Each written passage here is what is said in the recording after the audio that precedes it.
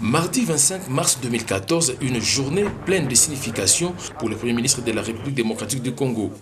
Matata Ponyo Mapon a officiellement donné les go du déploiement des matériels médicaux acquis sur fonds propres du Trésor public au profit notamment du Nord Kivu.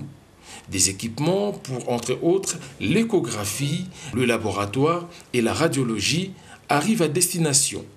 C'est dans le cadre du suivi rapproché que le chef du gouvernement s'est rendu compte de l'arrivée de cette cargaison dans le dépôt de l'UNICEF à Goma. Les gouverneurs de province, dont Julien Paluku, Moïse Katumbi Tchapoué, ont vécu cette volonté du développement du gouvernement central. L'initiative est saluée par l'UNICEF.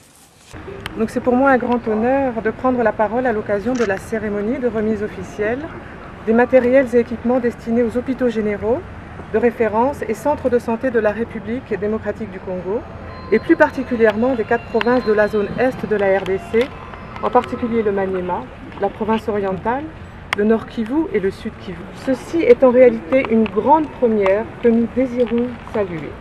En 2013, vous venez de tourner une page, Excellence Monsieur le Premier ministre, et nous tenons à vous en féliciter du fond du cœur. Le Premier ministre souligne les motivations de ces grands projets sociaux à même de libérer la croissance et le développement. Le plus important, à titre symbolique, nous avons priorisé les territoires qui étaient anciennement occupés par les mouvements M23. Les notabilités du Nord Kivu, à l'instar du député Nzikouye, apprécient ces gestes de grande valeur.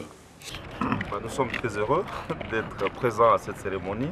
Nous voulons dire à ceux qui ne croient pas aux œuvres ou à la parole du chef de l'État et du gouvernement, qu'ils croient au moins aux œuvres que nous sommes en train de contempler maintenant. Ça n'est alors suivi la visite de l'école du cinquantenaire, construite sur fonds propres du gouvernement provincial, dirigée par Julien Paluku.